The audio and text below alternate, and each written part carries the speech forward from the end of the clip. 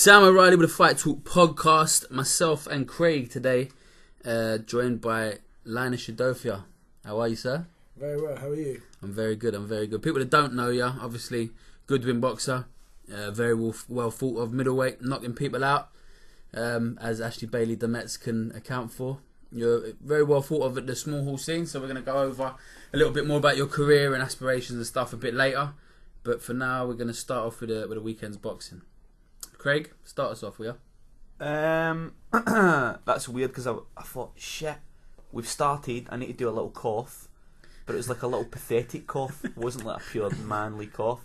Yeah, we'll start where we were. No, we'll start on Friday night because we were there as Fight Talk, but me and you weren't there personally. Yeah. British Warriors put on a show. Mo Pryor, Greg Steen put on a show at York Hall, headlined by Elliot Matthews against Grant Dennis. Grant Dennis, Let's get confused not Jordan. with the brothers. That's the younger brother. Yeah. Grant Dennis. Yeah, Grant Dennis is the middleweight. Yeah. Yes. They were fighting for the English title.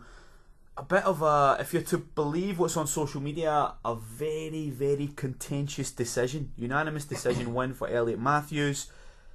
I didn't see it, but from the outcry afterwards, it seems that a lot of people thought that was the wrong decision. I don't know if any of you boys caught it at all. I was meant to, but I had some things at home to sort out. Yeah. Yeah, no, I didn't see it. Obviously, we had James and Tom from Fight Talk there. James was, well, they were both, to be honest, they were both quite adamant that it was a clear Grant Dennis victory. The scorecards didn't suggest that, and a couple of people ringside, I think I've seen one or two that have said they thought Dennis won, but that Elliot won, but the majority has been that it was, it was the incorrect decision. Unanimous decision as well. So when I watched the announcement, every judge, there was 3 judges scoring the contest. All 3 of them went the way of Elliot Matthews, so all 3 of those judges must have been seeing something that they liked during the fight, which nobody. You might have seen a couple of people talking about Elliot deserving the win. No disrespect to Elliot Matthews, I've not seen anybody that thought he won the fight. Someone told, I can't remember who I was sitting with yesterday, but someone said, "Nah, I thought Elliot did more work. Grant didn't do enough or something." I can't remember who it was, but. The majority of people believed that Grant Dennis won, and it's one of them things because Elliot's been around for a long time. This was his big shot really, which is for the English title. I'm sure Grant Dennis will come again, but it probably meant more to Elliot at this stage than it would have done to Grant, I guess. Does that matter? Like, Yeah. who cares about Yeah. that? Do you know what I mean? It's who sentimental. Who deserves to win should have won the fight. Yeah. It's sentimental, and you can make an excuse to say it's nice that he won and it's good that he won at this time in his career or whatever, but I don't really I know care. what you mean. It doesn't. care about His that. personal. Yeah, I know what you mean. It's like saying Cotto. It's like giving Cotto the win last night. Yeah, when he didn't. Yeah, he obviously did. But Darryl Williams, when he won the English title against Jermaine Smile, he went back and had the rematch because he thought it was a bit contentious in some people's eyes. I wonder if there's a possibility Elliot Matthews will go and look for a rematch.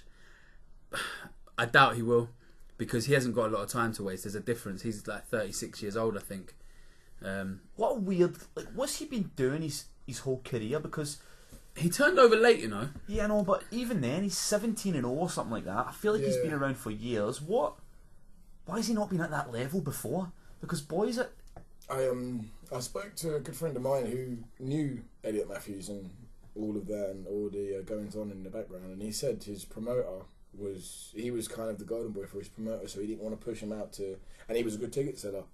This is all. Yeah. This is all up in the air. This is just what I've heard. This is not fact. Well, his promoter's Mickey Elliott, right? I don't know. Yep. Like, he was a good ticket seller. He didn't want to risk him losing for those tickets. He didn't want to step him up to risk him losing for him to not be getting the tickets. So that's why he's 17 or 20 fights in. That's strange, isn't it? That's a bit weird, Mickey Elliott doing that. All undefeated and he hasn't got a major title. Or regional, he hasn't got any title. Yeah. That is unusual. Mickey Elliott. Fucking hell. I'm just saying, Robin Dupree, 12-0, never really moved on, but sold a lot of tickets. Darryl Williams, the same, until he had a shot on TV. Aaron Morgan. Asinia Byfield, same again, until he had a shot on TV. All with the same promoter. Anyway, look at his face. He's such a prick, isn't he? The rest of the British Warriors show. There was a new ginger on the scene, probably pound for pound second best looking ginger in British boxing. Canelo's not British. Behind me. Yeah, Conor Wright. Congrats to him making his debut. Seems like a really nice guy. You can catch the interview on Fight Talk YouTube. He got his win on a debut, so shout out to him. Representing Milton Keynes. I believe his dad owns a gym down there. Yeah, MK Victor's. Okay, you been there? You're neck of the Yeah, woods, I know isn't it? him from the amateurs. Nice. What'd you make of it? Yeah, very good southpaw. Really, he's really, one thing I noticed was he's really, really tall. He stands about my height, or a little bit taller, but he's a lot lighter than me. Okay. So that's going to be a real advantage as his career carries on. Nice. I really hope all the best for him, really. One to look out for. We spoke to another boy down there as well, Campbell Chavez. Other way around. Chavez Campbell. That's the boy. He's an Alec Wilkie fighter. I've got a lot of time for Alec Wilkie. He's had me down his gym interviewing his boys, but he's a top man. So anyone linked to his gym, Richie Gray, who won on the Saturday, we'll talk a little bit about later. But yeah, anyone who's Alec Wilkie, I'm all in. He's a good bloke. So James got interviews with those two. Bit disappointed Richard Riakporhe didn't fight. He's the Brixton boy, Miguel's fighter. Very well thought of, and his fight fell off the day before, I think. So common, isn't it? I think over that weekend there must have been at least 10 fights that fell through across the whole set of cards that we're going to be talking about. 3 or 4 fell off the British Warriors card. A couple fell off MTK. It's just inevitable when you have a card that's got 18 fights, 14 fights or whatever. A couple of those fights are going to drop off, unfortunately, and I think the reason they throw so many on there is because they maybe have to cater for that expectation that some will drop off. Yeah, definitely. British Warriors, they're quite... I mean, I think they're doing things right in a way. Having an English title fight when they haven't been putting on that many shows down here. Yep. Very accommodating to the media. Very, love that. Yeah. Very appreciative of everyone who went down there and made a big deal out of the people. So, what can you ask? You know what I mean? You can't ask for anything more than that. I could have asked for an interview with Floyd Senior. You could have. Floyd Senior was there. Obviously, everybody wants to clamour over Floyd Senior, and British Warriors have brought him into that show, which is, it shows their intentions. It shows that they're trying to set their stable out to be a little bit different, which I've got a lot of respect for. I think there was some confusion over how that would work, or whether people would be able to interview Floyd Senior, or whether you could get a picture or a handshake or whatever. And I don't think that was clear or as organised as it could have been. But again, I wasn't there. I'm only hearing that from a third party. So nice to see them doing something different. By all accounts, a good show, contentious main event, and Floyd Senior continues his life without an iron brew, which is disappointing for him. But yeah, man, shout out to British Warriors. A lot of respect for us, so we share it back. Yeah, definitely. That was the Friday night. Busy weekend, mate. The Saturday, 3 fights up and down the country, I think. Obviously, Fight Talk, we were at 2 of them. You and me were at Goodwin. James was at the MTK show. Yep. We'll talk about the Goodwin. Obviously, Linus, you were there floating about, showing your face, signing autographs, pictures of all the kids, holding people's kids. And No, too far. Signing kids? You're signing kids. My pros and something can't do that. You're not allowed to do that one. Yeah, Goodwin show, 20 fights, man. 20 fights. Long night. I was there from the very start, before you, boy. You two are part-timers, as we know. I was there before both of you, and I want to talk about the first fight of the night because you lot didn't see it. Britain's smallest boxer, right? He's 4'11". Why are you laughing? It's true. I like it. He's 4'11". His name is Reece Taylor. Showy the Showman is what he goes by, and he was in the away corner. Don't laugh. I'm just fucking choked. Oh, Showy the Showman. Showy the Showman. That's yes, brilliant. Yeah. So he's in the away corner. He comes out. And there's a bit of confusion. He hasn't got a groin guard on. Brilliant. So they had to. His opponents come in. He's run out, and he's come back in. It was all over the place. It was me and Martin from New Age. Shout out Martin, who kept me company. We were looking at each other like, fucking hell, what's this? You know what I mean? He's having a nightmare. You don't expect much then, do you? I didn't expect a lot. Away corner, fighting against a young lad who I didn't know anything about. I'm not going to lie, but you don't expect. Listen, we see a lot of 40, 36 for the home corner fights on these small halls. It happens a lot. And this guy come out and he didn't throw one jab, he just threw right hooks. Jumping right hooks, trying to take this young man's head off. He just couldn't get the range, inevitably, because his arms were so small. But when he finally caught the range, he put the guy in the corner, and I said to Martin, there's a KO coming here. Right hook, on the... I don't know... Martin thought it was the jaw, I thought it was more the temple. But the kid was sleeping. The kid was hard boozing, mate. And the ref's counting him. And that was his debut. No, at this point he was 1-on-1 Snowy. Both of them are 1-on-1. Showy. Sorry. Fucking hell. Showy's another box. Snowy's another box. It's Darren Snow, isn't it? Yeah, that is. Sorry, no. It's not your smallest boxer. No. Darren Snow. Yeah, Showy the Showman. He was 1-on-1, and in the away corner, obviously. And he knocked this kid clean out, mate. Slept him, absolutely slept him. And I said to Mark, I've got to interview the guy. I have to. So I chased him down, interviewed him. Lovely boy from Birmingham. Both his wins have come in the last 10 days because he decided to take it a bit more serious now. Got 2 wins. And yeah, brilliant, mate. I thought he was an absolute fucking legend. Lovely bloke from Birmingham. Dodgy accent. I told him that as well. But yeah, no, it was a good fight, man. It was nice to see something different in the away corner, you know what I mean? I think I've seen Jack Smith fight before, the boy that he knocked out. He's just a kid, man. He's just a kid. And I was talking to Gary McGuinness from Dale Youth last night. He's one of the coaches down at Dale Youth who's seen Groves, De Gale, Dubois, all these boys come through the amateurs and move into the professional ranks. And one of the things we spoke about last night was people are turning over very early now. A lot of these young guys are turning over before they're physically able to do so, before they're able to show their best self. You look at a boy that we've got a lot of time for, Dan Keenan as well, and it could be said that his loss on that Groves Cox undercard was maybe something similar. You know, just physically, 18, 19, 20 year olds, sometimes they've not developed, man. They don't have that man. Not everyone's going to be a Dubois, are they? Yeah, and the thing is, in the amateurs that's not a big deal because you can get your points and you can do what you need to do and you can tip tap away and dance through fights. But in the professional game, man, it just doesn't work like that. I seen Jack Smith make his debut on a Dovebox show at Crystal Palace, and he got beat on his debut. He got stopped. I think he got stopped again off Craig Derbyshire, who's he's a decent fighter, but he's been around Derbyshire, journeyman, man. So he just looks like a little kid, and that's not, we're not having a go at somebody for looking young. And the thing is, you can't go back now. That's it. Once you've made that decision to turn over. Linus, tell me a little bit about it. Obviously, we spoke last night, you and me, about your amateur career, and tell me about the transition to pros and how, when is the right time? Obviously, everyone's different, but tell me about why you turned over at the time you did.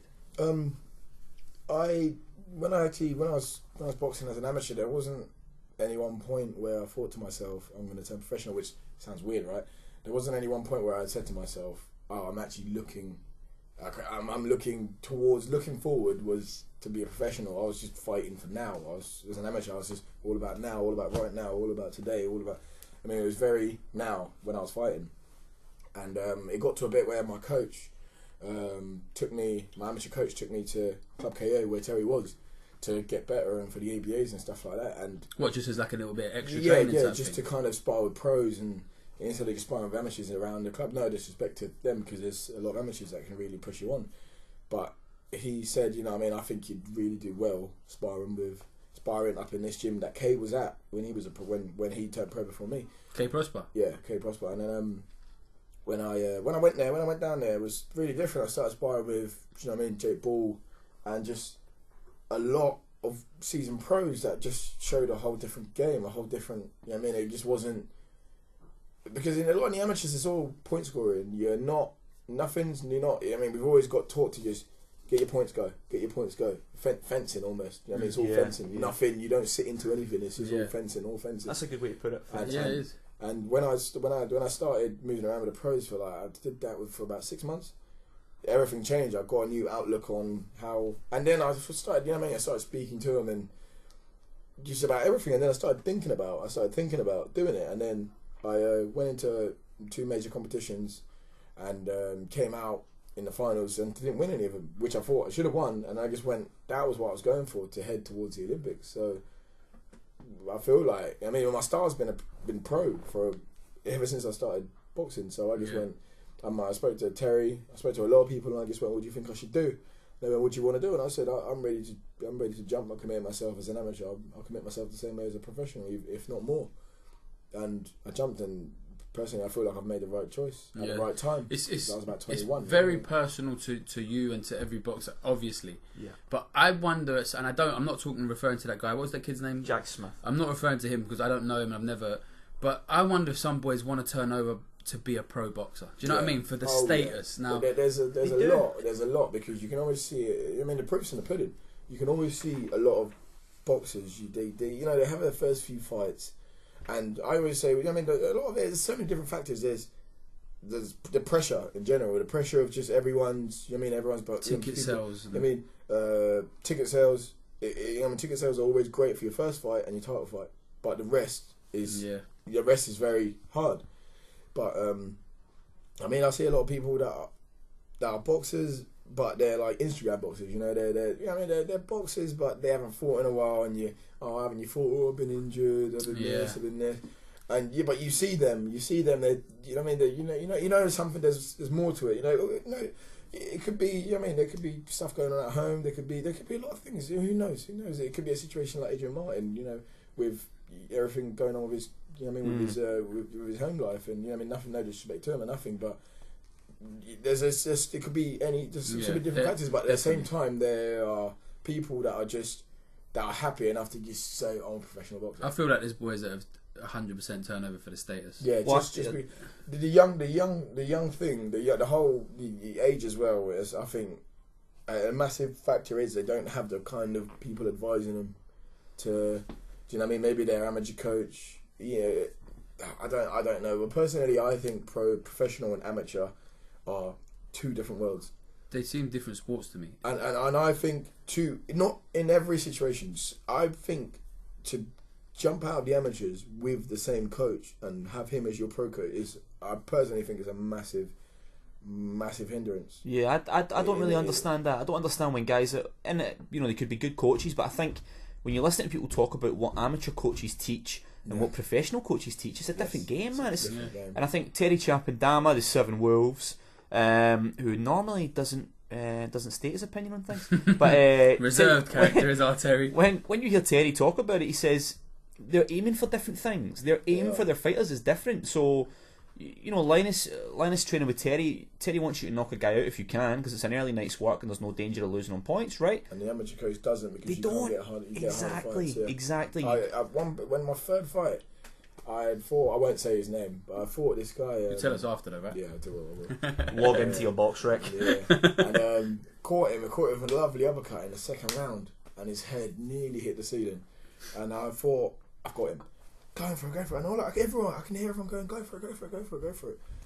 And all I can hear was one specific person going, step back. And I thought it was the referee, and I was like, what? I turn around, and it's not a referee, and I step back, and I recognise the voice. That was my coach telling me to step back, don't hurt him anymore. And your professional is this in professional? No, it's amateur. No, my third amateur. Anyways, after the fight, I got out, and I went, why were you screaming there? And he goes, if you stop him, it's harder to match you. Crazy. And I was like, you want me to hold back when that's how the waves were going. That's how it was. Yeah. That's how it was happening. But then you look at a girl like Rosanna Cox, who we've seen. A monster, she is. Yeah, right. She's a hot monster. But she. Big up Rosanna. That's on record. Big up Rosanna. But she cannot get a fucking fight. Nope. For love nor money, she cannot get a fight. She's got a fight next week. And good luck to her on that. She obviously going to do the damage. I'm sure. A year since she fought. No, it's longer than that. It's longer than that, mate. She's not fought for like nearly 2 years. It's fucked up, mate. Now that's because she's big and scary, and she takes it seriously, and she puts the work in. But nobody wants to fight her because of that. So you have to, it's a political game as well. Yeah, you got to think as well. It's very easy. It's hard to back out of a fight as a pro. It's very easy to back out of it. You just have to ring up your coach and go, I'm not showing up. I'm ill. Yeah, that's it. There's no financial. And there's no physical consequence to not showing up to a fight. The money side. He said the word financial, massive difference. In the pros, there's a massive financial consequence to just ringing up and saying I'm not coming to a fight, because he pay. No matter what, you pay for not showing up to a fight. Yeah. Should we move on? Oh, we've just spent ages talking about amateurs and professionals. I like it, but we mentioned one fight on the Goodwin fight. There were 19 others. Should we just sum up a couple of the other boys that sort of maybe stood out? Yeah. Linus, who stood out for you, mate? Who was most impressive? My dog is trying to break in right now. I'm gonna have to put him in a burger. Stop winding the dog up. Who stood out to you last night? Last night, Bobby Woods. Bobby Woods looked good. Bobby Woods was easily, in my opinion, no disrespect to anyone fighting on the other card, he looked, especially for his debut, his punch variation, just his whole understanding of how to ring, and just you see it. As he came out, I mean, when one of you asked me, I think it was Martin, did you learn just watching it? Of course, you learn it watching anyway, watching I watch them from when they come in to when they get out, win, lose or draw. I learn what pick up and what things they do and things like that. And just to watch him come out, enjoy it all, just enjoy it all. I mean, it's his first time in. Do you remember we sat there and he sort of put his arms out when they said his name? We thought he's fucking loving it. He just enjoyed it in general. He just came out and he just went. I mean, you've seen it. He just said, "This is what I'm going to do." Yeah. Came out. He's listened brilliant to his coach. His timing was perfect from like the first minute in. He got it perfectly. He came out and his punch variation, his jab, everything was just sharp and crisp. I think he could have got the stoppage if it was a bit longer. He was disappointed he didn't. When I interviewed him, he said, "No, I got it. I didn't get it." Again, but that's another thing that doesn't matter. It doesn't. You know what I mean? A lot. That's people. That's the people pressure. That's the whole. That's the pressures you have to deal with. As you know what I mean? Especially as your debut. It's the amount of people that came up to me that I wanted a chin. That said to me, "Oh, why didn't you knock him out?" I thought, "Oh, mate, it's crazy, isn't it?" But it's. Do you know what I mean? But you know what I mean? I'm just happy he looked as impressive as he did because everything in my opinion that he did that night was perfect. I thought he looked very comfortable in there, which was good for me because you see a lot of guys going there in a professional debut. Very nervous. They're maybe trying too hard, or they're nervous, or they're holding back, or they don't feel comfortable in there. I thought he looked as though he was in complete control.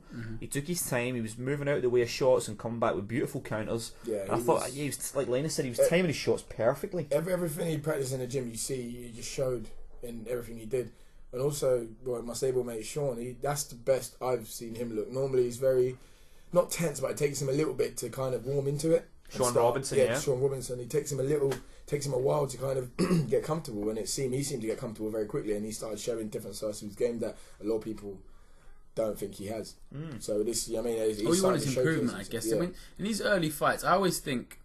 Alright, it depends how quick. Sure, apprenticeship really. Isn't it? Everyone's going to be rushed at different times. Everyone's going to be moved on at different times. But as long as you're learning and improving, that's what I always like to see improvement. I've seen these guys who their first, second, third, fourth, fifth, they look the same. Yeah. And it's like, if you're not improving now, what are you going to do when you're coming up against real fucking punchers or real technical guys? Yeah.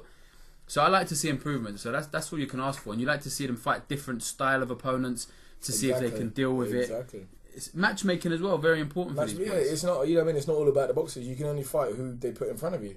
So if your management is putting you up against people that are just gonna, do you know what I mean, someone that's just gonna stand there with his hands up and not throw a punch back at you, 20 people that are gonna do that, and you get a 20-0 record, and you know what I mean, it looks great, it looks this and that, but you never fought someone that punches back. You haven't learned anything. As soon as someone punches back, you know what I mean. But you know what confuses me, and I want to throw this one out to Linus and to you, Sam, as well, because we go to a lot of these shows, right? We go to small hall shows every week or every 2 weeks, and we see cards of 14, 15 people, whatever. And last night we seen a couple of people fighting who laboured their way to a points win against, you know, a journeyman who comes to lose every single week. They're labouring their way towards a points win against these guys, but they're not just doing that on an off night. They're doing it 4, 5, 6 fights in a row. So my question would be, and I hate to name names, but I'll do it. And I do like to name names actually. Are you gonna name? Yeah, we sat and watched Chris Davies last night. Who's not a bad guy. He's not a bad boxer, but he's out there labouring to a 6-round win over Robert Studzinski or whatever his name is. Big Rob. What does he learn from that, and what keeps him coming back? Because surely that shows your level. That's, you know, I'm not in there taking punches, and anybody that knows me knows I don't box, or you know, so I feel a bit of a hypocrite saying that because I'm not doing it. But as a fan, I'm not really buying into that, and as a ticket purchaser, if I was coming to watch him fight, I'm not deluded enough to think he's going to make the step up to the net. I don't know, man. I know what you mean. Do you know what? Maybe there's some guys now. There's probably going to be guys that enjoy being a pro because they enjoy training and they enjoy the sport. So if they can sell tickets to their friends every single fight, they'll sell 80 or 100 tickets, and they enjoy having a scrap, why not? But I'm not going to sit here and lie and say it's fun to watch, because I watched that last night and it's hard to watch at times. If we're going to be brutally honest, it is hard to watch at times where you've got a journeyman who's there to lose, and he's kind of putting it on the home fighter, and the home fighter doesn't have a lot to bring back. I don't know. It's a difficult one. It is.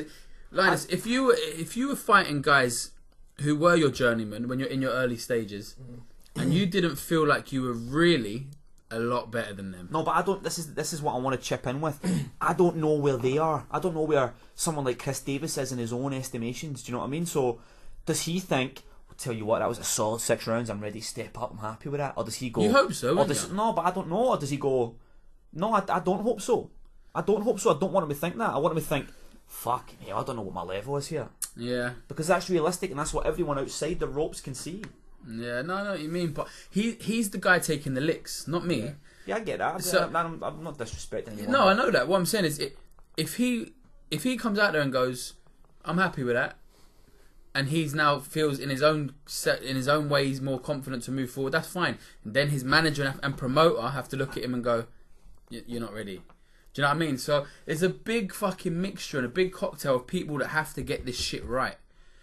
When he come out of there, the first person should be his trainer, who's going to sit in his ear and go, we're going to have another fight at this level because you're not moving on yet. Yeah. Do you know what I mean? Whereas you'll get trainers that will come out and they're fucking patting them on the back. You look fucking brilliant, mate. Yeah. Let's move it. We're calling people out. Let's go Southern area. And you're not near Southern area and you may never be. Yeah. So the question is, if every person's different, but if Linus was in there against his first, second, third, fourth, fifth opponent and they feel just as tough as each other and you don't feel like you're getting better and improving, would you keep doing it? Yeah, you never, you know what I mean? I don't know. That's a really good question, to be honest. It's probably very personal to every boxer. It's to every single person is very different, because if we're going to step back to people that actually, if we're going to step back to, in a sense of, you know what I mean, certain people want to go to a certain place. Mm-hmm. Do you know what I mean? Yeah, I mean, they want their, if they're evaluating themselves every step of the way, certain people just want to be a boxer to be a boxer. Some people, you know what I mean? But in my opinion, if I personally had 5, you know what I mean, if in all my 6 fights now, if I, from fight 1 to fight 6, all the same opponents, and they've all been hard, they've all been pretty hard, and I don't feel like I was comfortable in any of those fights where I thought, you know what, you know what I mean, they're a bit of a scrap or whatever. I did not feel like I was in control. Yeah. I'd have to have a word with my coach, because he's the only man that can be as honest. That's what you want. I have to have the word and say what's going on, or do we have to slow down the opponent, or do we have to change what we're doing, or do you know what I mean? Where am I? Yeah. Do you know what I mean? But at the same time, point. there's so many different variables. There's so many different variables in the game. Yeah. There's so many, because we can't say, because when I watched Davis last night, I thought he did a lot of things right. I thought he's thrown, in my opinion, when I last watched him a couple of times, he threw a lot more punches, in a sense of he showed a lot more variation into his shots. Yeah, but he showed a lot more variation into his shots than I've ever seen. But did you think he won every round? I don't think he won every round. I think he might have lost 2 at the most. Yeah. 2 at the most, if I'm honest with you. And you know what I mean? There were times where he made it harder for him, because the guy wasn't as tall as he was, and there were times where he made it a little bit harder for himself. But then you've got to be there. I watched my fight back, and in my head, the Bailey Demetz fight. Yeah, Bailey Demetz. Sam said you were losing that fight. Yeah, and I thought in my head, before I'd watched it back, in my head I'd seen myself throwing more shots. When I watched it back, all the only shots I was throwing were jabs and right hands. Jabs and right hands. I only threw the hooks. I only threw hooks when I actually stopped him. Yeah. All I was throwing was jabs and right hands, and not consecutive, not 1-2. I was throwing 2 jabs and maybe. And I guess you can't even sum up why that was. Yeah, I couldn't. I was sitting there, and I was sitting there in my bed watching the fight, and I was saying to myself, "Why am I not throwing 3s and 4s? They're there. Why am I not doing it?" So it's not. Yeah. It's just sometimes it's just you come out, the opponent isn't what you imagined, and you look a certain kind of way. It's just what it. But if you're learning every fight, and if you feel like you're learning a fight, I think that's okay. Yeah, I think it's alright if your trainer and you, most importantly, you and your trainer feel like you're learning every fight and you're improving every fight. I think that's okay. But again, it's a very, very personal thing. That's personally how I feel. Do you know what I mean? I felt like I felt comfortable in a Demetz fight. I don't expect guys like Davies and anybody at that level who might think I'm referencing them. I don't expect people like that to stop boxing because of that. I don't expect people to say, do you know what, I'm going to sack it off because it's not worth it anymore. I'm not saying that. What I'm saying is, I want to be inside their head, and I want to know what their assessment of their own potential is. Yeah. I want to know what they think. Did he actually? I don't know. It's Very very but you got to remember everyone in this. Well, I like to think everyone in this sport is, because it's an individual sport. Mm-hmm. I think I'm gonna get to the very. That is where my head is. That's where the goal is. That's where my head is. That's what I'm climbing for. Wherever I get in my career, I'm still looking as high as possible. So let's the rest of the show. We had Alessi Tuwala got another victory. Went 3-0 against Fons Alexander. Ramez Mahmood beat Jamie Spate. First of all, I love Ramez Mahmood, but I fucking love Jamie Spate. Love Jamie Spate. Jamie Spate is a hero, mate. I was two-stepping in his changing room with him. He's so 2 funny. minutes before his fight. He's a good kid, man. The guy's a legend, He is mate. funny, man. And at this stage of his career, 3-time Southern Area champion, just giving the work to these young boys, putting them over it from the away corner. Mate, what a professional, you know what I mean? I love that shit. So He's a funny guy. He's a top guy. Who else was on the card? Yusuf Kamari got a victory. Ellis Zorro. I don't know. I've seen Kamari look I thought better. that was the worst of his three. I love Yusuf. Yeah, I know, but I still think he looked impressive. Even though you think, for you, it doesn't that show how good he actually was. Yeah. And I think just to say that was gym, the worst. That gym is up and coming, man. Yeah. They've got that IQ. Yeah, IQ boxing and he's very good. Let me just say about Yusuf. I did obviously Steve has me down for his media day, Steve Goodwin. Done a few of those, and I interview say 10, 15, 25 boxers of his while they're doing it, and Yusuf stood out. I interviewed 20 in a row, and for some reason he just stood out. He was a Haringey Box Cup winner, spoke well and believes in himself, and he just stood out to me. He had his pro debut now. Yeah, I like him a lot. He's very impressive. You know, beat Spate in his second fight. Yeah, he did. Yeah, he did on David Hay. Beat Jamie Spate in his second fight. Bold. Mate, that is bold, yeah. That is fair effort. Who else? Anyone else worth talking about? Tunji Agunia, I love that guy. He got another victory. He's got mad fans, that geezer, isn't he? Yeah, he's a crowd pleaser. I think age is probably going to work against him. He got a win last night, and he's got mad fan base, like you said. I think he only turned over when he was like 36. 35, yeah. 35, 36. Good for him. Uncle T. Good for him. Yeah, main event, K Prosper, your guy. yeah. Boxing Luton. So he fought the guy that was supposed to stop him in the first because he's a big Hungarian puncher. Platko. Yeah. Platko. And K stopped him in the first, didn't he? Yeah, looked really well. Looked really good. What's next for K? I was there when he got beat by Rakim. They're looking at... Well, apparently they're looking at moving him towards like English title level. I don't know whether that means swinging by Southern area again. I don't know, but I think they want to try and move him towards English level next year. Was what I think Steve said on the Ring Talk show from last week. Stopped his man in the first round, put him down twice, and I think finished him off with a body shot, which is nice. Yeah, I think he was out for a good length of time after that Rakim fight. Yeah, it's good to see him back. He broke his wrist. Oh, okay. Yeah. It's good to see him back. A couple of fights, couple of quick fights back to back for him now. So it's good to see him back on. Yeah, that was Goodwin done for the year. Obviously, I've been at every single Goodwin show this year. I mean, I'm after a medal or anything that Steve gives away for attending every single show, but you left at 8:26 p.m. Why are you snitching? 8:26. I don't think the only person Out of the 20 fights, I watched 12. 8:26 p.m. You were out the door. I'm a family man. I had to be home. I have kids that they didn't want anything from me. I just couldn't handle any more fights, man. It was a lot. But not the best show last night. It wasn't Steve's best show, and I think he's the first to admit that. But it was an end of year sort of. Let's get the boys out one more time. Yeah. But and they've earned that. And they have, and they've got a great start to next year coming with their boys that they're hopefully having a Haymaker show. And they've got 3 shows in March. There's going to be a lot of exciting fights coming again. So we'll let Steve off, you know what I mean? We'll let him off. Absolutely. MTK, or we're going to go Cyclone? Let's go MTK. We could probably do Cyclone in literally 2 minutes. Okay, Luke Watkins won by knockout as expected. Chris Billham-Smith stopped somebody with a devastating body shot as expected. Chantel Cameron won as expected. IBO champion now. The only one governing body, as you say. Inside, and my inside sources at Cyclone, people who know me know I have a few inside sources at Cyclone, have told me they are looking towards a WBO world title shot in the springtime of next year. So she could sack off that IBO, which is lightly regarded, and be a legitimate world champion by next summer. Nice. That's the plan. I've said it before. She's my favourite female fighter. I just think she's different from the rest. She actually comes to hurt people. Agreed. And yeah, she's the one. Anyone else? Jermaine Smile lost, didn't he? Oh, hold on, actually, because I wanted to say, Chantel Cameron wins that fight last night for the IBO title against a woman who's 25-4, maybe 25-5 now. Respectable record, especially in the women's game. The divisions You are just very made shallow. that up, mate. She was 12-3. All right, 12-3, whatever. I doubled the wins to make it sound good. That'd do. But she beat a girl who was 12-3 last night, and it's for the IBO title and blah blah blah blah. And then people were freaking out about this fucking Pink Tyson idiot who beat a girl for her mad world titles that looked like they were made of plastic.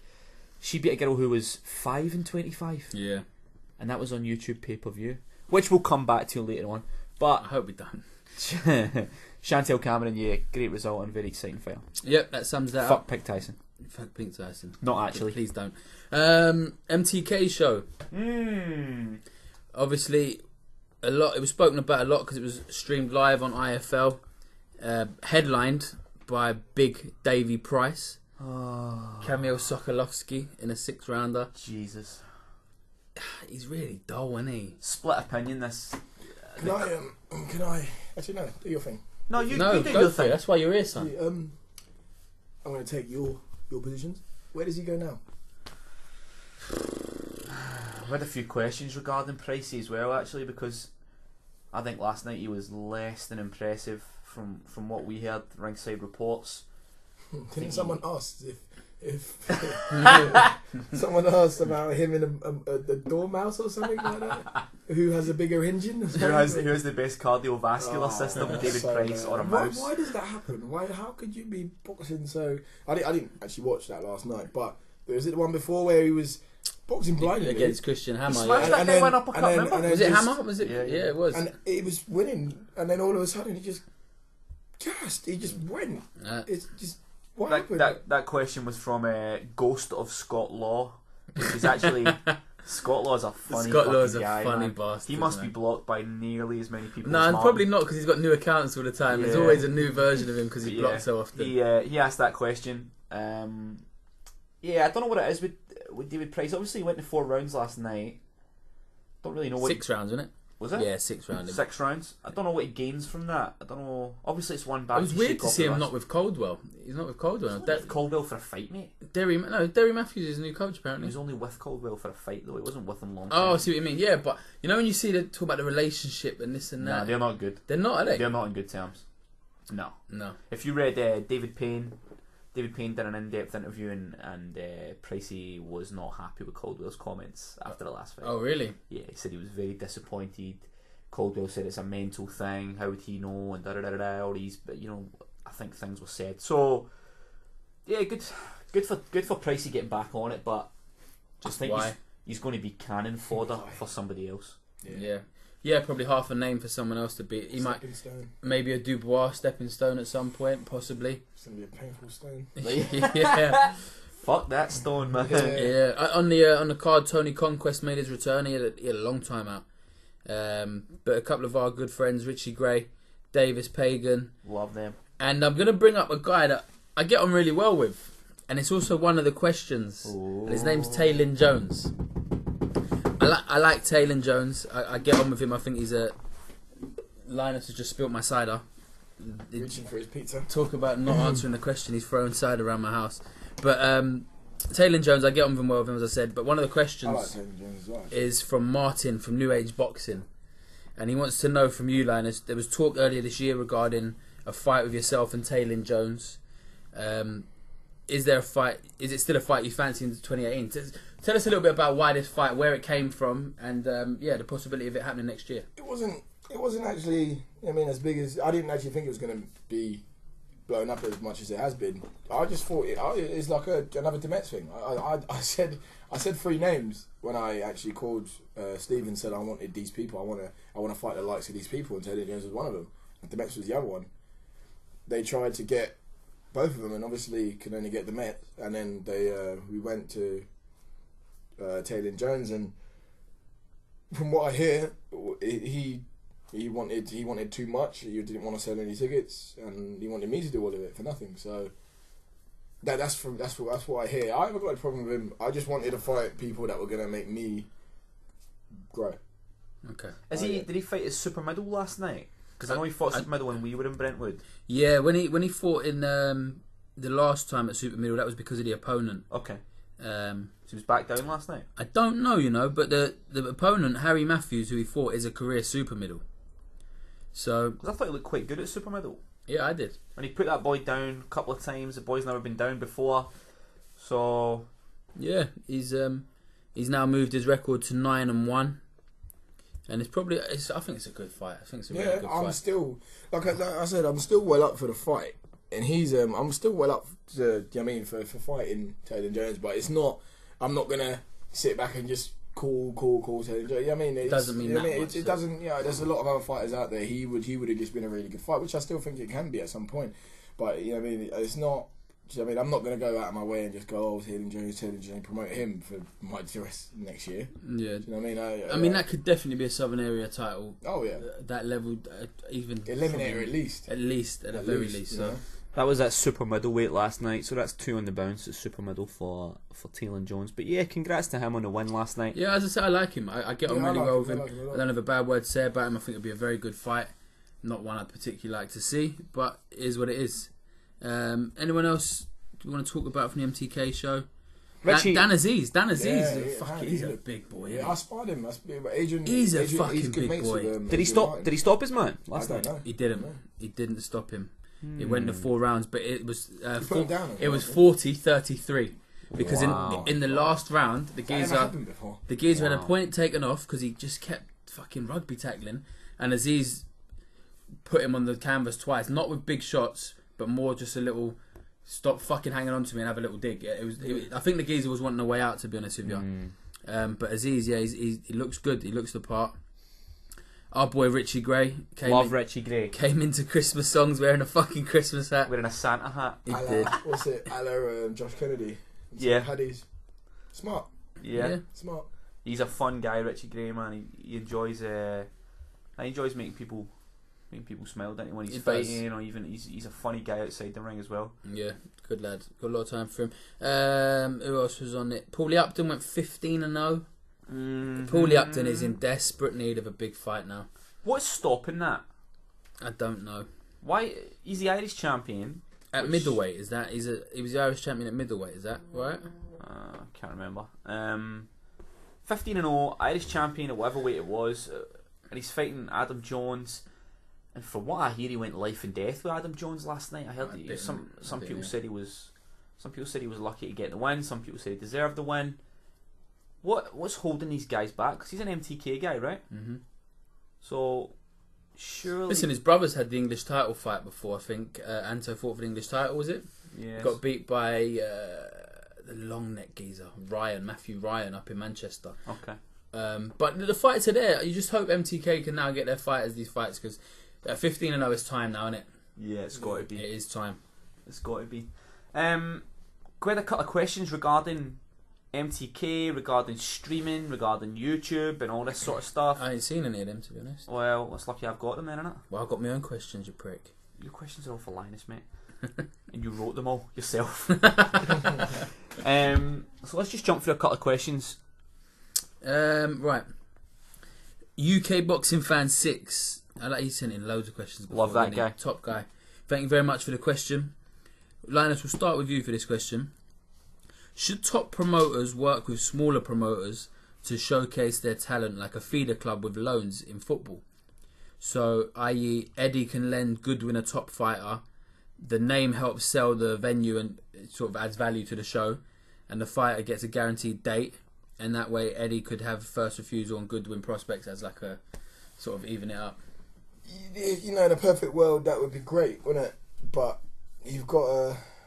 I don't know, it's you know what I mean? Within this, it's dog eat dog and it's give and take. Why would Eddie do it? If I'm Eddie... What's in it for him, kind of thing? You can develop his fighters without any pressure. Look at Conor Benn. Conor Benn, every single fight he has is scrutinised, like massively. But that's a name thing.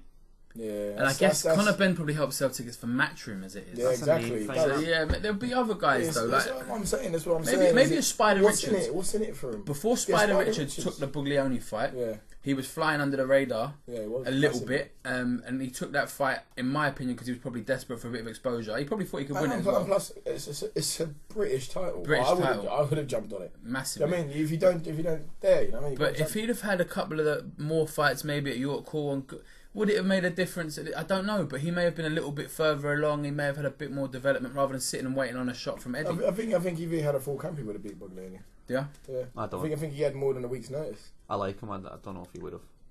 I don't know. Very different stages. Frank's hustled over 12 rounds various times, man. I think he knows how to get the job done at that level. I think the biggest thing for me would be, remember when AJ turned over, and obviously he was always going to be on a massive stage, right? But just think of the premise. What did they do? They didn't put all his shows in London. They travelled him all over the place. So when it became time that he was a bigger name or he was trying to perform in different cities, it wasn't an issue because everyone knew who he was. You look at a guy like Joe Cordina. You look at a guy like even Lawrence Okoli to an extent, who fights before the sun goes down on most cards. Yeah. What's the harm in having him fight on a couple of different shows? Yeah, but there's no harm in it. Again, it's all back to the question of why would he? Because then it broadens the audience. How many people watch him on Facebook from Newcastle or Glasgow or somewhere that he might have a title fight in the future? I just don't see I don't see what Matchroom get by having him on at 5:30 in the afternoon on a Facebook stream. Yeah. I don't see. It's not like they're giving anything away.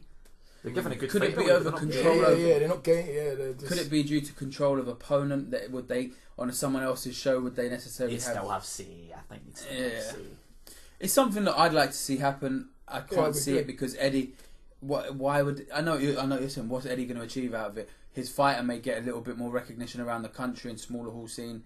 Does Eddie care about that? Does Eddie really care about that? Because he'll give you his spiel and his setup when it comes to the fighter anyway. Because we're led to believe whatever Eddie tells us.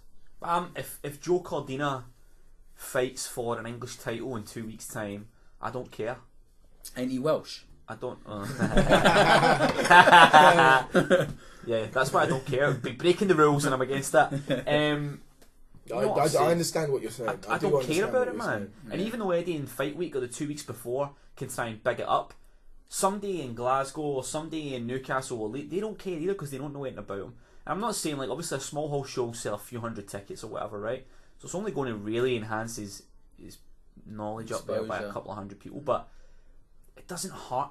When you weigh up what they're gaining from having Joe Cordina on at 5:30 on a Facebook stream in an empty Wembley Arena, they're not gaining much by doing that. I think it comes down to control. That's the reason I say they don't want to. They want to be in 100% full, total control of these boys from the second that they sign with them or turn over, whatever the case may be. That's the only reason I can imagine they wouldn't do it. Yeah. A lot of questions. Martin sent in a question regarding David Price, so thanks for that. If a David Price fell in the woods, would it be because there was a 3-minute walk to get there? We won't even bother answering that, Martin. We've touched on David's cardio. Yeah. A couple of big questions about YouTube, streaming, pay-per-view. Is television dying? A lot of questions on that vibe. Paul Altai asked a kind of general question. I'll tell you what a guy. One of the best parts of last night for me was meeting Paul. Paul, I know you're listening, mate. Cracking to meet you and your lovely wife. I hope you both had a good night. I hate that we don't get to spend more time. You know what? Because when he came in, he introduced himself, and I was like, "Oh, mate, I'm literally just about to interview." It was that Showy the fucking showman again. Yeah. So I didn't get a chance to have a proper chat with him. So I hope they will go to New Age Live or something. You know, one of them where we can all. He's miles away, isn't he? Oh, he lives out. He's got a dodgy accent as well. Yeah. Big up Paul, but yeah, no, I'd like to spend more time chatting to these boys because these guys, they're the lifeblood, man. They buy tickets off everyone, and they're always supporting us and top blokes. He asks, if we didn't have the huge pay-per-view market, do you think we would still have good fights that were as good? Because he feels that the pay-per-view money is something that makes the fights and could be a stumbling block if we didn't have them as pay-per-view. So we'll start off with a pay-per-view vibe. So basically what Paul's asking is, these massive fights like Klitschko AJ, could that happen if it wasn't pay-per-view? Would removing the pay-per-view aspect mean we're removing the big fights? Well, the fact that it was 90,000 people, doesn't that kind of... But that's only ticket money though, isn't it? If you think about it. I know, but if you put it on, I guess if you put it on Freeview, would there be 90,000 people? That's a good question. I don't really. You know, since I've been watching boxing, there hasn't been a terrestrial TV channel that has had big time boxing. You know, people go back. I believe Eubank Ben may have been on ITV. I might be making it up, but I'm sure people talk about the 90s as when terrestrial TV had the massive fucking fights. I've kind of grown up watching boxing, and if it was a massive fight, I'm expecting to pay for it. And it's kind of a sad fucking world. But to watch football, I pay my Sky subscription every month. But you pay that to watch the free shows that they put on. You pay that to watch free Sky Sports boxing, or BT Sports do Box Nation now. So Klitschko wouldn't have come over here for $500,000, and which would have been covered by the ticket sales of the event, the venue. He probably wants 2, 3, 4 million. Charles Martin probably got 4 or 5 million. Got 6, ain't he? 6 mil. And that's only covered by pay-per-view, because that's not going to be covered on ticket sales at the O2 Arena. But here's my question to counter that and play devil's advocate. If you never had pay-per-view, people wouldn't have the option to earn that money anyway. So why shouldn't they have an option to earn big money? Well, what I'm saying to you is, instead of somebody getting paid 13 million on pay-per-view, if there wasn't pay-per-view and all you could give them was 2 million, they'd have to take 2 million. Oh yeah, of course. It's only because they've become accustomed to that being an option. Yeah. So AJ's never going to fight for 5 million, right? Because he's become accustomed to the fact that whatever he does is on pay-per-view. So if you took it away... You can't take it away now. No, not now. You ain't it's ever too getting small. Anthony Joshua fighting and not having to pay an extra 20 quid. If you took it away... No matter who he fights. Mate, like, when I said Charles Martin, I meant because the title meant to a lot of that. But if you took it away, what would he do then? If you took it away, what would he do? He would sit and he'd go to Westfield, he'd do his Links advert, his love that Lucozade advert, because he's got enough money now that his sponsors and that cover him. You know what I mean? He's My alright. point is, if you took it away, people wouldn't have an alternative. So it's not like Anthony Joshua wouldn't fight if it wasn't on pay-per-view. And I think he would. So what would he fucking do then? Sack it off. No, forget him though. So what about guys coming up that are going to be pay-per-view stars? That haven't yet earned massive money. If it isn't pay-per-views, they're still going to fight. Yeah. They're still going to take the money. Yeah, you know what? I'll use someone I don't like as an example. Carl Froch. He wasn't always a pay-per-view star. You know, debate if he actually ever was the cunt. But no, on the come up when he was in massive fights, he wasn't ever considered a pay-per-view star. Yet he was still fighting, and probably not for the big money that he got towards the end, the Groves 2 fight and stuff. So yeah, you're right. They're still gonna fight. It's a good point. But I guess once you've become accustomed to it, you can't take them off it. We may be too far gone. I know what you boys are saying. We may be too far into it. I think we're too far gone. I think it's too late. And the overheads that Eddie puts up and all these guys. Let me tell you this: if my name is Linus Udofia and I sit and go, Pink Tyson fought on pay-per-view, next Saturday I want my fight to be on pay-per-view against Taylor Jones. There's levels, right? Do you know what I mean? There's if you're going to be a world titleist, you're going to go, hold up, why is my fight not on world on pay-per-view? I'm fighting. Do you know what I mean? It is a problem. It is a problem because there are too many. How many are there a year? Eubank Groves is going to be one. I don't know. Will Callum Smith be one against Bramer? No. You'd like to hope not, but he might go, well, they're fighting for it. I want it. You'll be one in the final though. So it creates massive problems pay-per-view because of all the different platforms now. It's opened up a can of worms. It's too far gone. You can't go backwards. You can't go back. Kind of brings us on to another couple of questions actually. One from Tom Humber. If anybody doesn't know, Tom Humber, Linus knows him. If anyone doesn't know Tom Humber, he's a writer for the site.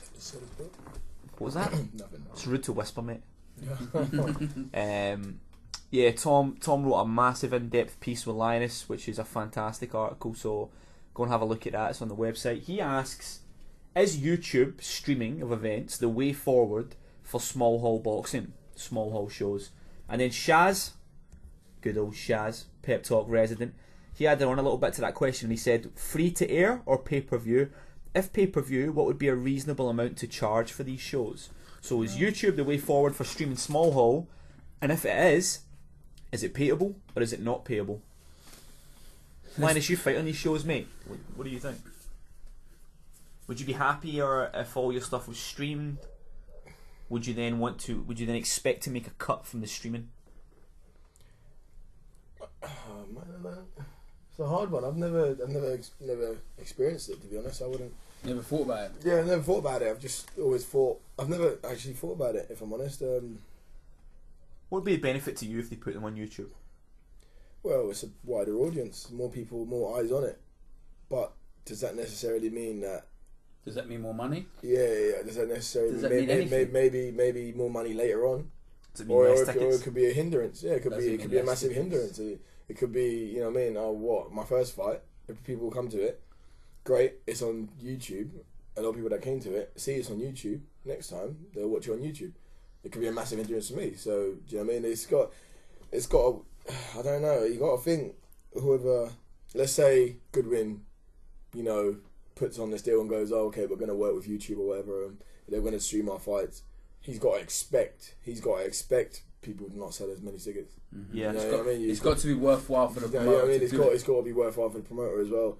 Personally, I haven't thought about it like that. Do you know what I mean? You got to think, like, what do the guys that fight on Sky Sports? How are their deals? How are the Box Nation deals? How do they work? I personally haven't thought about it, to be honest. I think MTK is a perfect example because it happened last night, and it's MTK fights are shown on YouTube now on IFL's platform. You know, you think 3 weeks out before Christmas, do I need to pay my mate 40 quid to go and watch his fight, or can I sit at home and watch it? save it? You know, it's really difficult. It's hard. David Price fans would have watched that and gone, thank fuck, because a lot of them may be up in Liverpool Yeah. and may not have been able to come down and watch it. I don't know. I don't understand the benefit to a promoter like MTK for Yeah. that, because they've put that show on last night on IFL. Do you honestly, IFL, who by the way attract 300, I think they're on 300 million views on their YouTube channel, what do they benefit from 120,000 views? They don't really benefit as a company too much. Unless they're paid. Yeah. Unless they are paid by MTK. IFL. Yes. What if MTK Global say to Well, IFL? then it's a double loss for them if they're losing tickets. Yeah. I don't know. You don't know. It might just be we're now working. Yeah, this is what we're doing different. It may be good for It IFL. may just Yes. be Yeah. we're doing something It's different. another feather in their cap. Yeah, We yeah. now stream live events. Yeah, I mean, it might just be that.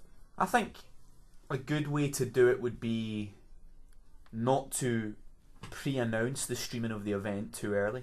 Do you know what I mean? If you announce a show in 2 months and you tell everybody when you announce it, by the way, it's on YouTube, no one's buying tickets, right? Or less people buying tickets. If you only announce it 10 days or 2 weeks before, this will also be streamed on here, the majority of the tickets should be shifted by then. So if you don't announce it when you announce the show and you leave it until a little bit later and you don't do it for every show, that could be a way to do it.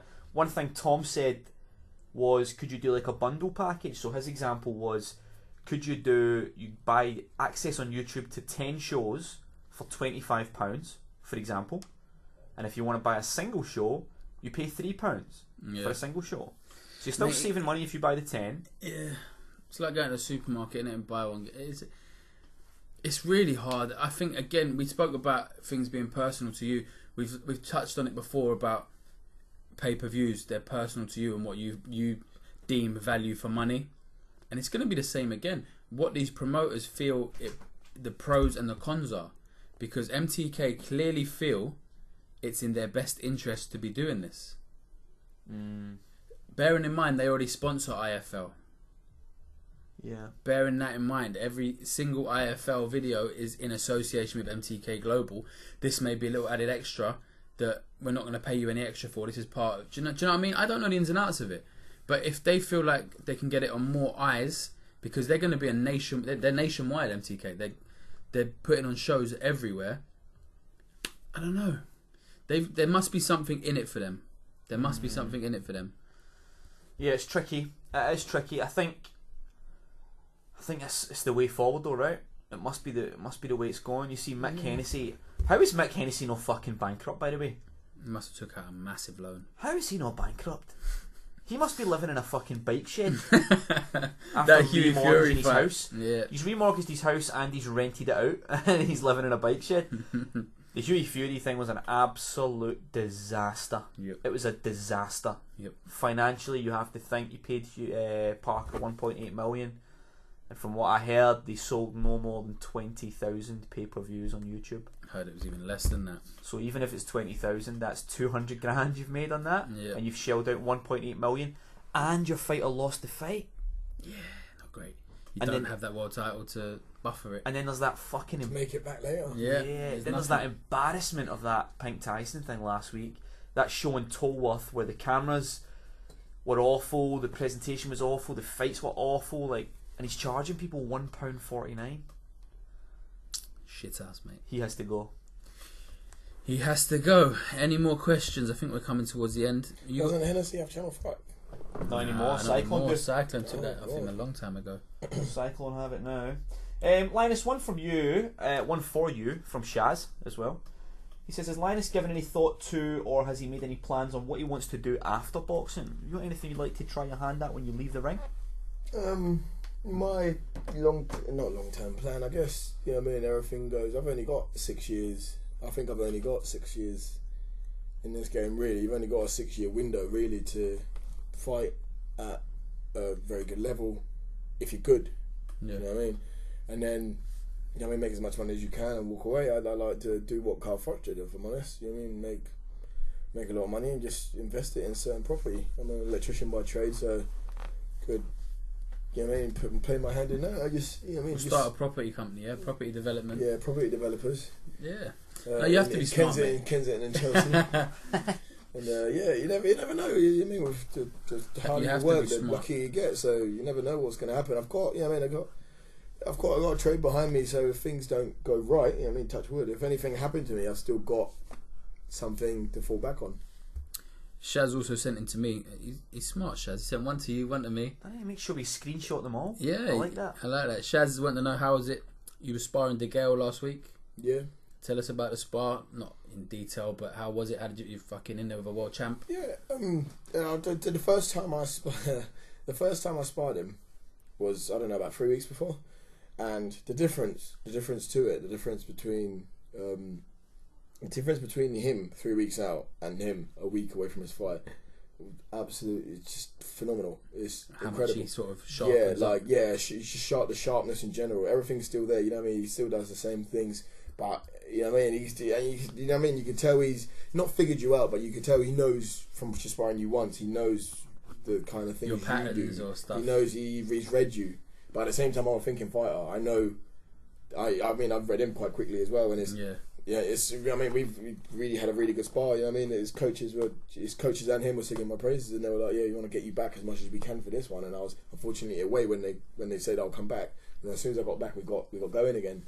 We could have sparred about 4 or 5 times, but I was away. So it's one of those. But it's. I mean, it's. I'm pretty happy that a world champion's saying that about me. So. Yeah. But the difference in, you know, it's gonna. Let's say when I sparred John Ryder. Do you know what I mean? You can see a level. You know what I mean? You see the level. Yeah. You see certain things that they do that just, you know what I mean? That's that level. And then you spar like James DeGale, and then you see a completely different level. You can see a completely different mentality. You see from where the point he's in the gym. As soon as he's walked in, he's just on. He's on. He's not really talking to anyone. He'll say hello, but that's it. He's on. He's just. You see it in his face. He's looking around, but he's not looking at anything. He's not looking at. He's just all he's thinking about. What he's doing. He's thinking about the fight. Do you know what I mean? It's just the focus is different. The whole mood of the gym is different.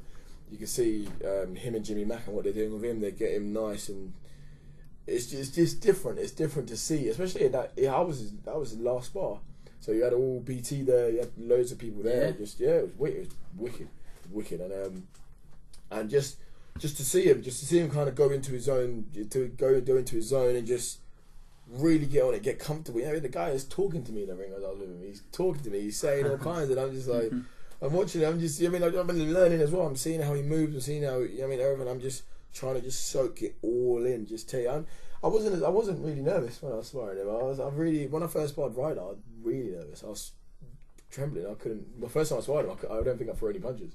From honest with you, I don't think I did. And then, bring that guy back. Yeah. and then when I sparred the girl, I just went in there like it was just anyone else. I think that was more with Terry and just being more comfortable with myself. You can't buy that shit. That experience of sparring a world champ. Yeah, you know what I mean? I'm sure that's gonna come more. But I'm just happy that at this stage it's happening, and you know what I mean. It kind of gives you. For me personally, it gives me a little perspective of like I can get in, then listen to what Terry said and how I did and how he feels about it and how he felt, and go, you know what, I can at least see where I'm at. I can Yeah. see where I'm at. You know what I mean? You can see. I mean, you get in the ring. I can get in the ring, fight a kind of way, and then I think, oh, okay, this is how I feel. And then you get told something else by someone watching from the outside, and you think, okay, maybe it wasn't like that. Yeah. But you know what I mean? I got in there and I felt comfortable. I went back up to Terry and I was like, yeah, I feel really good. I mean, he's really sharp, he's really strong, he's really quick. I have to be careful. I have to kind of stay alert. And you know, Terry was very happy. But yeah, sparring a world champion it's daunting at first, but he's just another man, you know. Definitely. Any other questions? There's a load off Martin. Loads. Martin, where are they? All right. Do you ever worry when you typically give away the first round working out your opponent? Martin shit himself watching you in your 4-rounders because he felt like you might have been in trouble. Martin asked this last night. Linus, did, yeah. Linus went in a fucking huff, didn't he? Shut the fuck up. Yeah. I win every round, bitch. Yeah. I think were your words. Yeah, no, normally in the amateurs I always done that. I've always just kind of just take a minute or two to just kind of see what my opponent has and what he comes with, and you know, throw a few feints and just see how he reacts and everything, and then before he gets comfortable in the second round, I want to have a 1-round spar with you. I should have, you know what I mean. By then I should have figured him out. By then I should have figured him out, and then you know what I mean. You kind of just implement your own game plan, and they don't. Yeah. They don't, you know, but that I've always, you know what I mean. I've always, you see it as well when you watch a lot of fighters. You watch Rigondeaux, you watch Mayweather, you watch all the thinking fighters. They don't throw a lot in the first round. They don't throw anything in the first round. They're just collecting data, just watching what people do. I'm not comparing myself to any of them, but I found that works for me. Yeah. I find that works for me. I'm too cautious of the unknown. I don't know what he's going to do.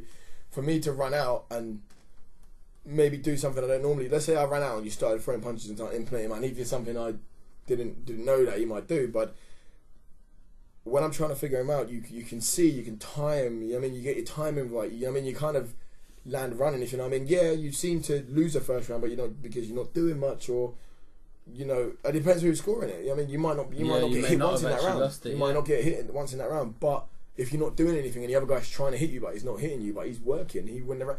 Yeah, fine. But at the end of the day, it's the first round. We've got 3 more. I think it's good to see that intelligence so early on in a career, you know what I mean? Like, a lot of guys will go out guns blazing and try and implement their game plan straight from the first bell, and it's only when they suffer a defeat, whether it's a shock defeat or whether it's a tough fight and they lose, it's only when that happens that they start to try and think a little bit more. It's really good to see that coming straight from the off, straight from the amateurs, that process in the first round or first half a round or however long it takes you to do that. It's nice to see that you're always thinking about it. We've got a lot of think about this. When you walk on an ice pond or whatever, do you just walk on, or do you like tap it to see if it'll crack? tap it. I tap everything, Linus. But you see what I mean? Like, are you just you don't know? You know what I mean? Yeah, deep waters. It may not be so bad. Yeah. It's mad how many people just go all guns blazing in it, like Run end out, up in wars. Prince Brady last week was a prime example, man. Dropped in 15 seconds on of his his debut, and he's a much better boxer because he just come running out against Bjorklund and he just got spanked real quick, and then he had to think, shit, I'm 2 points behind after 1 round. Yeah, in a 4-rounder. Exactly. You have, that's not a big window to get it back. You know what I mean? That's 4, 6, 8 rounds. Yeah, you got time to get it back. Yeah. And you know what I mean? To be fair, that all comes from when I first started boxing as well. My coach said to me, watch a lot of boxing. I watch championship boxing. I didn't watch anything short. So I watch fighters start for a 12-round fight. Yeah. So they always start slow, didn't they? So I watched that. That's all I ever watched. Hopefully your 4-rounders are past you now. Yeah. Can't step back. King of the 4-rounders. Martin, 2 more questions for you. Fuck's sake, Martin. He loves Linus. You I've know got this. homes to go to. Steve has said that he wants to pull the trigger on you. On titles in 2018 for you. Being realistic, pick the 2 fights or opponents you would want. The first is the Eliminator. The second is the title fight. Oh shit! Woo-wee. Are you going to tell us what happened? Oh wow!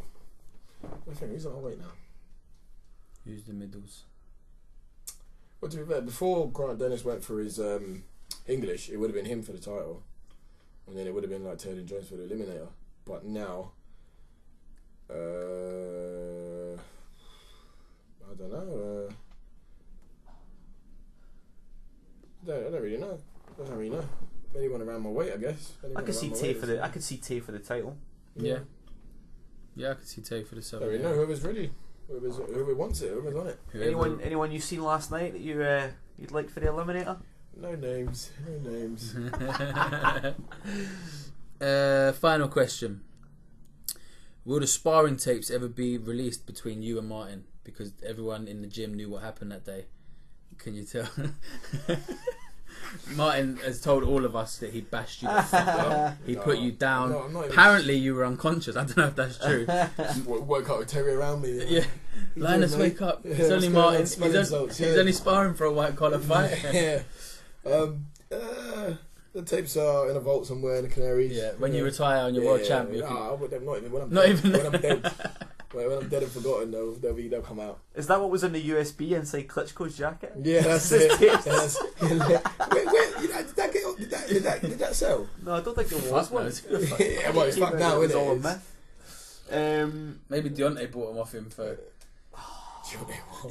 Listen, man, Deontay. Yeah, Deontay Joshua's got ham. Yeah, it's not gonna though, is it? Didn't they say that he ain't gonna be ready till like 2020? Oh, fuck knows. What do you think of that though? I'll be bored by this. They're both title holders. That surely cannot. He'll fight. That can't run. I think Joshua fights Parker in March or April. In Camp Nou. Yeah, well, wherever. I don't think it matters. Just wherever Eddie can get his fucking claws. In the Camp Nou, Barcelona Stadium. Fuck off. Yeah, didn't you see it? Am I the only one that saw it? No, anywhere. It was at Camp Nou. It held like 90,000 or something. Anywhere, mate. Could be anywhere, but I don't think the Wilder fight happens straight away. You know what? It's almost. I don't think we'll ever see that. To be honest, it's almost easier. It's almost easier to defend a world title and avoid unifications than it is to have a unification, because you can do all your voluntary stuff and then all your mandatory stuff if it's shit fighters that make their way into the match. Like Joshua's never going to be mandatory for WBC, is he? Because he's never going to climb that table. Mm-hmm. He's going to hold his own with his other 3 belts or 2 belts or whatever. So they could avoid each other as long as they want. They don't have to fight. That's the thing. They don't have to. No one can make them fight. Yeah, no organisation. It's only them wanting to be undisputed champion that can force that fight. Yeah, that's never going to happen then. I kind of wish Wilder got Parker first. Yeah, both go into it with 2 fights. Make it more likely, wouldn't it? Yeah. If that happened. But even smarter than Fingy fighting him. Joshua fighting him. Yeah, I don't know how much money is behind Wilder really. Yeah. But that would be a hell of a fight. What's coming up? Next weekend. Oh wait, what you doing next weekend? Linus, what are you up to? It's a prick, isn't he? Your missus' house. What time's he flying away? He flies on Thursday. You're on a Friday. Yes. Saturday. Yeah. You are lucky she does not listen to this. Tag team. She doesn't listen this far anyway. She doesn't like it firing at all. That's why she's with you, isn't it? This has got really weird. Oh, sorry. And we've lost 10 subscribers. Thank you. Well, listen, I hope you treat her well. I'll be in New York. So, yeah, Lomachenko, Rigondo, Linus, who you got, mate? I've got Rigondo knocking him out. Do you? Knockout? Yeah, if I'm honest. He's got that kind of power. He does. Not up that weight, he doesn't. I don't believe. Yeah, that's the thing. He's got 2 weight classes, you know. He's got 2 weight classes. Yeah, but this is what I'm saying. I know there's only a couple of pounds in each weight class. I know, but I think Lomachenko came up as well. It's not like he's always fought at that weight. Lomachenko's came up 2 weight classes as well. In his 6 fights, whatever the fuck he's had now. 9 or 10. Yeah. So it's a hard one to make, but I think Rigondo knocks him out, but I still think if Lomachenko's going to win, it'll be a unanimous decision, and it'll just be on work rate. He'll just be throwing a lot more punches. Rigondo just does his punch output isn't the same, but if he lands, that's what I'm saying. I think he's got the best footwork in boxing. Oh yeah, Rigondo. Yeah, he has. He's tremendous, man. Yeah. So all I think is it might be where a situation where Rigondo throws 15 punches, 15, 20 odd punches around, and Lomachenko throws about 60 odd. Doesn't land, nowhere near the same percentage because he'll be missing, but it'll just be the work rate that wins him the fight, in my opinion. It's a hell of a fight. That's lucky boy. That's a good fight. It's a, you know what I mean. It's a Canelo Triple G, isn't it? Like, Yeah. you know what I I mean, think this is more. I think for the actual real boxing fans, I think this is better. Yeah, no, this is this is better. You think you got 2 Olympic gold medals? Two double Two medals. Katie Taylor fights still. No, she's not showing a doubles. Clarissa Shields. Yeah, that's 4 Olympic gold medals. Insane, mate. About 700 amateur fights, of which there are like 20 4 losses. losses. Lomachenko's amateur record is 396 1. Who What beat the him? fuck and, is and, that? And then he eventually anyway. It doesn't matter. He beat that 3 times or something, didn't he? Yeah. Just to make sure. Just to piss him off, yeah. What kind of record is that? That's As mental. an amateur, and the amateurs, I'm telling you, you got thrown to anyone. They just went, you know what? Well, this guy's had this much. You had the same records, and that's it. You had to fight in the amateurs. There weren't none of this. Oh, you know what I mean? Let's just give him some more. No. My first fight was against someone that was an unknown fight as well. My second fight was against someone that was 1-0 as well, and that's just how you got thrown it evenly. I wonder who he fought that was 394 to 1. Yeah, most of the time, anyway. It wasn't. But that's always. like that must be the best amateur record ever. Yeah, I think. But back then, anyway, people stayed amateur longer. You don't see a lot of amateurs with more than 100 fights. Yeah, that's true. Anything coming up for you, mate, over the Christmas period? Anything going on? Exciting? Training, staying in the gym, holiday, what's going on? Yeah, I'm staying in the gym. No holidays right now. No holidays booked. Staying in the gym as always. Not really doing too much. I'm waiting for a fight date in either January or February. Cool. Sam, what's happening this week, mate? You busy?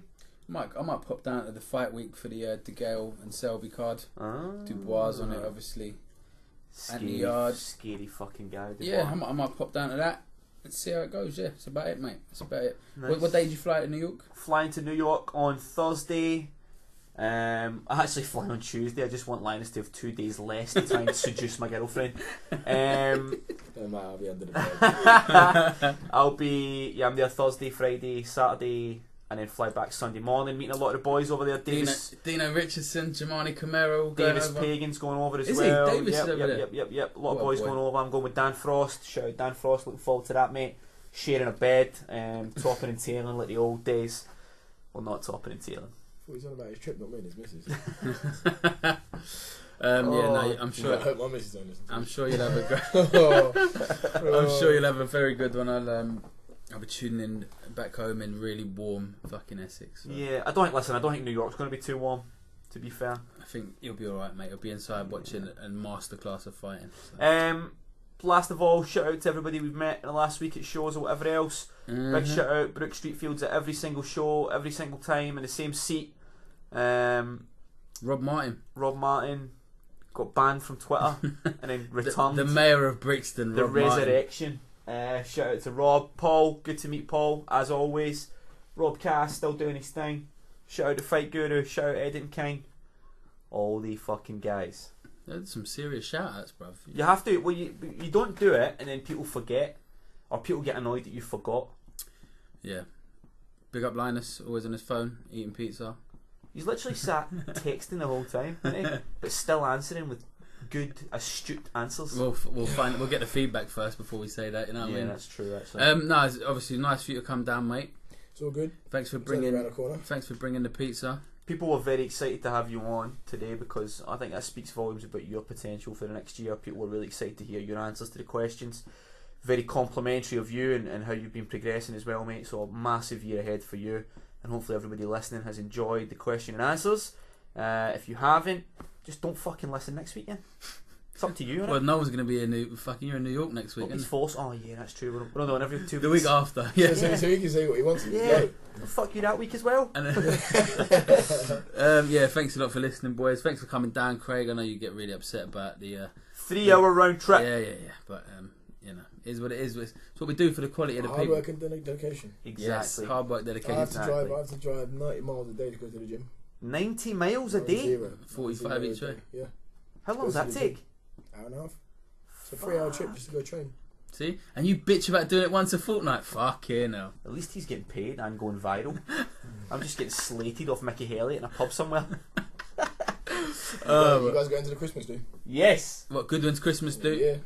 21st, innit? I'll be at New Age Mate, Live I on the don't know, 18th as well. Yeah, I'll be there as well. It's time for networking and Christmas, and let's get it all in. That's mate. what I'm doing right now. Beers I'm everywhere. training and just networking and just building Beers up. and network. Yeah, man, networking. Mate, I don't drink, so I'm gonna film everything.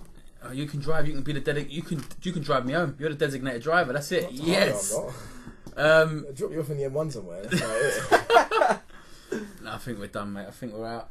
I'm out of cider. You're out of pizza. This has been the Fight Talk podcast. Peace. Safe.